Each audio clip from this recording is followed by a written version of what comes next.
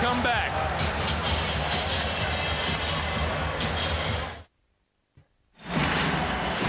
With just over 20 seconds to play in regulation, we are tied at 110. The Rockets with a full timeout and a 20-second timeout remaining. Phoenix with 2 full timeouts. And let's go to Hannah Storm. Hannah. Danny Ainge, the guy with championship experience in the Phoenix huddle, screaming to his teammates and pounding his fist. Box out and rebound. Remember those 2 things, Greg. Thanks, Hannah. Smith, Robert Horry, Mario Elie, Clyde Drexler, Hakeem Olajuwon on the floor for the Rockets. Houston will hold for the last shot. There's a tendency in this situation to wait too long, though. Elie out of the corner for 3, hit it! Mario Elie with a 3 with 7.1 seconds to play. Timeout, Phoenix. And look at him talk to the Phoenix bench. How wide open was Hakeem Olajuwon on the play, though? Mario Elie, is that the stake through the heart for a second straight season by the Houston Rockets? I don't care whether we play the 7th game at the North Pole, we're going to win. Now, all of the guys to be talking and then to deliver the heart, the big punch, Mario Elie, he blows the kiss. There's 7 seconds. There's still plenty of time for the Phoenix Suns. Bill, there's some certain strategy here that you think should happen. I would foul Phoenix immediately and just make it be a foul shooting situation. You've got guys who can make free throws to ice games. Drexler, Smith, and Elie. You don't want to give him a chance to get a 3 off here. Marley, foul bumped by Horry before he got the shot away.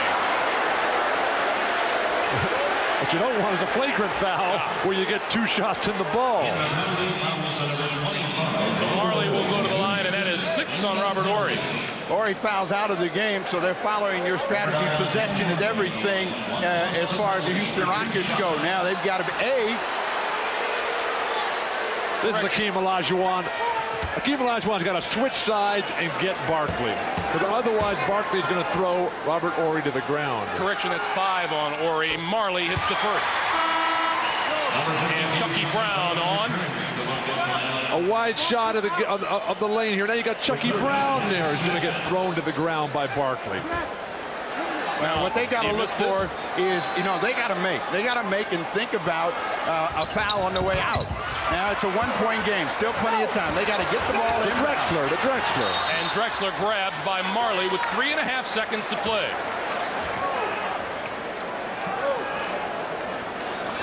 Three and a half seconds, all that separates the defending champions from moving on to the Western Conference Finals.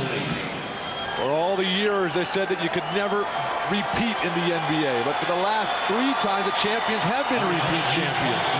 This is not the championship game yet, though. But this is what gets you to that next level. You could have fooled me. I thought it was the championship. By Drexler. 2 big free throws for Drexler in the overtime, the game he was so sick in Game 5. And how appropriate for him now, the guy who they brought in to get him back to the championship, the guy who can send him on with this make.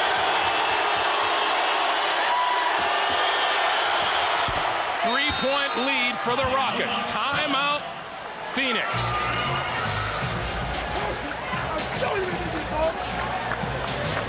So far, you qualify for coaching with 7.1 seconds to go. The foul situation is exactly what the Suns wanted. Now they've got time to get the ball in the air. Rudy Tomjanovich has got to decide whether he wants a foul or give them the 2. Force them inside and give them a 2-point shot. You want the ball back. The game is over if they have to drive the ball. More than ever foul right now. They're going to drive in, and then they're going to kick it back out. You think they're going to take a 2-point shot? That's what Denver did in their situation against San Antonio in Game 3. If they don't take a 3-point shot here, goodness gracious sakes alive. 3.5 seconds, there isn't a whole lot of time for driving. Well, no, you can get a 3-point play traditional way. Kevin Johnson drive the ball and get fouled. But if you're Houston, you got to give them the 2-point shot. All you want is possession of the basketball. That's the most important thing for the team in red. For them, they're looking. The Phoenix Suns are looking for a breakdown, either to get a wide open 3 or to get someone to foul on the drive.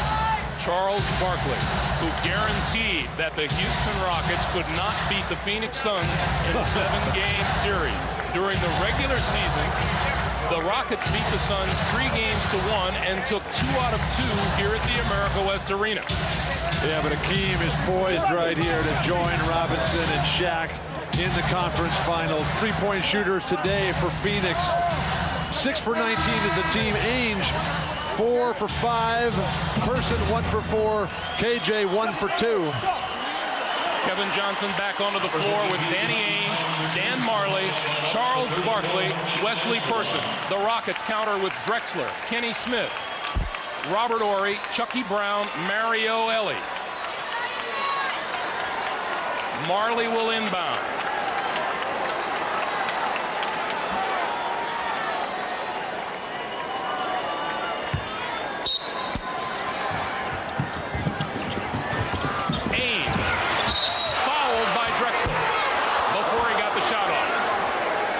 Same strategy. Well, see, they're looking for 3, but he didn't get the ball shooting. It's a 2-point shot.